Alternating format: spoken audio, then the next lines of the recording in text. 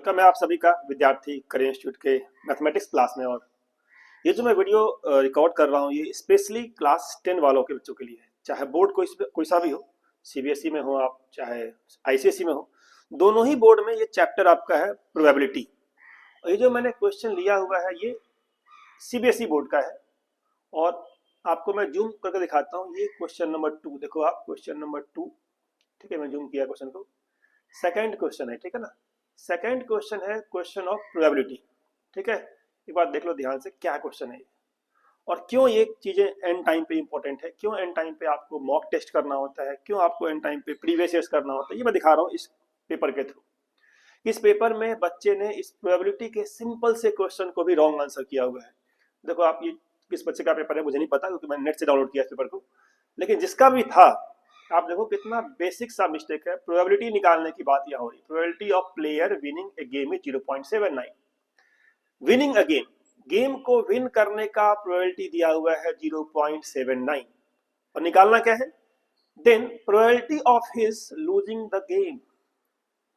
Winning का probability दिया हुआ है, लूजिंग का निकालना है। बिल्कुल बेसिक क्वेश्चन है और फिर भी बच्चे का आंसर देखो ये ए टिक किया हुआ है 1.79। तो ये आंसर टिक करने का मतलब है बच्चे को प्रोबेबिलिटी के बारे में कुछ नहीं पता है, क्योंकि प्रोबेबिलिटी चैप्टर ऐसा है जिसमें किसी भी इवेंट को या फिर जो भी आपका फेवरेबल आउटकम है उसका आंसर 1 से बड़ा नहीं हो सकता। अब इसने आंसर 1 से बड़ा कर दिया है, मतलब प्रोबेबिलिटी का जो आंसर है, जो प्रोबेबिलिटी होता है पी, प्रोबेबिलिटी पी, उसका कम से कम 0 होता है और मैक्सिमम होता है 1, 0 से 1 तक।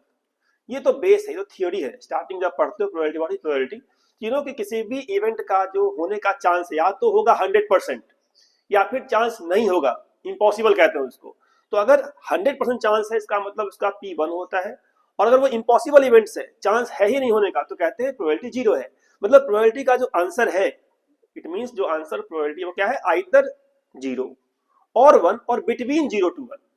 It can not be less than 0, it can not be more than 1। But बच्चे का आंसर क्या है, देखो जरा, ये ए पे टिक किया हुआ है। ठीक है, 1.79। इट मींस कि आपका सिलेबस, इस बच्चे का सिलेबस पूरा नहीं था एंड टाइम तक। और आज के डेट में लास्ट ईयर का पेपर है, 24 का पेपर है, ऑनलाइन चीजें अवेलेबल है, सब कुछ अवेलेबल है, 4 बार रिवीजन होता है बच्चों का। फिर भी जिस बच्चे ने भी किया है ना, ये शो करता है कि आपको सिलेबस सीरियसली पूरा करना पड़ेगा, टाइम के अंदर करना पड़ेगा और बेसिक्स चीजें तो जरूर करनी पड़ेंगी, अदरवाइज ऐसे क्वेश्चंस भी आपसे गलत होंगे। ठीक है, तो क्या था इसका आंसर ये समझ लो आप। हो सकता है आपको आंसर पता हो, अगर आपको आंसर पता है तो आप कमेंट बॉक्स में कमेंट कर देना कि आपका क्या आंसर है। फॉर्मूला क्या होता है, अगर आपको किसी इवेंट का प्रोबेबिलिटी मान लो पता है, प्रोबेबिलिटी ऑफ इवेंट पीई, मान लो आपको पता है पीई कुछ भी है, मान लिया एक्स है, एक्स मान लिया, और आपको निकालना है ई डैश। क्या निकालना है, प्रोबेबिलिटी ऑफ ई डैश, मतलब नहीं होने का चांस। यहाँ पे था ना, विनिंग का गिवन था और लूजिंग का निकालना था ई डैश। तो जो ई डैश मतलब होता है नहीं होने का, इवेंट के नहीं होने का, तो वो क्या होता है, इक्वल टू 1 माइनस एक्स। क्या होता है, equal to 1 minus x. 1 minus, इतना सा थ्योरी है कि 1 से माइनस कर देते हैं हम लोग बस। ठीक है, किसी भी इवेंट के नहीं होने का मतलब क्या होता है, 1 से माइनस कर देना क्या, इवेंट के होने का प्रोबेबिलिटी को। सो वी कैन से कि जो फॉर्मूला है वो एक बार पूरा से फॉर्मूला क्या होता है यहाँ पे, और फिर इसका देखेंगे आंसर क्या होगा।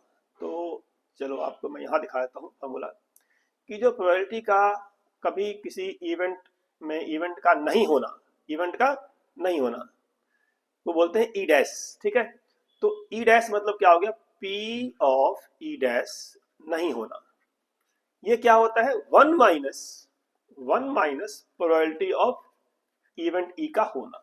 ठीक है, क्या होता है, ई डैश का मतलब नहीं होना, और नहीं होने का चांस क्या होता है, 1 माइनस पीई। तो ये आपका हो गया फॉर्मूला। ठीक है, ये क्या हो गया, आपका फॉर्मूला हो गया पी डैश। अब इस क्वेश्चन में हमें क्या गिवन था, हमें पीई गिवन था कितना, पी ऑफ ई जो गिवन था क्या था, 0.79। ठीक है, गिवन था, और निकालना क्या था, निकालना था कि नॉट विनिंग द गेम। ठीक है, तो ये हमें निकालना था ई डैश। ठीक है, तो फिर से देख लो एक बार क्या निकालना था हमें। तो क्वेश्चन में था यहाँ पे कि probability of player winning the game. ठीक है, विनिंग द गेम क्या गिवन था, ये गिवन था आपको 0.79, and losing the same game मतलब विन नहीं करना है उसको, लूज करना है, उसका प्रोबेबिलिटी निकालना था। तो देख लो क्या हो जाएगा, 1 माइनस, क्या होगा, 1 माइनस 0.79। ठीक है, क्या हो जाएगा, 1 माइनस 0.79। ठीक है, तो क्या आंसर आ गया इसका? तो 1 माइनस 0.79 79 है, 80 कर लेंगे 20 कर लेंगे, मतलब 21 आएगा, लेकिन पॉइंट में आएगा, ठीक है, 0.21, ठीक है। तो 0.21 इसका आंसर था। 0.21% नहीं आंसर होगा, 0.21 होगा। और एक आंसर और बस होता गया, और वी कैन से 21%, ये बोला जा सकता है कि 21% ये, या फिर 0.21। अब देखते हैं चॉइस क्या हमें टिक करना था इसके अंदर। तो चॉइस में चले जाओ अब आप, और देखो चॉइस क्या था, ये था आपका, एक था 0.21%, तो 0.21% नहीं होगा, ये रॉन्ग है, ठीक है। 0.3 का सवाल ही नहीं उठता इसका, तो ये तो हो ही नहीं सकता। क्या आंसर है? 0.21, इसका आंसर क्या? 0.21, आंसर डी इसका आंसर है, ठीक है ना, D is the correct answer, 0.21, ठीक है। यहाँ पे आपको हो सकता है विजुअल ना हो, मैं दिखा देता हूँ, ठीक है ना, कि इसका आंसर क्या? 0.21 इज द डी आंसर, 0.21, ठीक है। तो आपको क्या समझना है, एंड टाइम पे आपको प्रीवियस ईयर सॉल्व करना है और देखना है कि जो भी एमसीक्यूज हैं उसमें कहीं भी कोई मिस्टेक्स होने का कोई स्कोप नहीं होना चाहिए, because MCQs are the most easy questions of the paper. मिलते हैं नेक्स्ट वीडियो में, बाय बाय।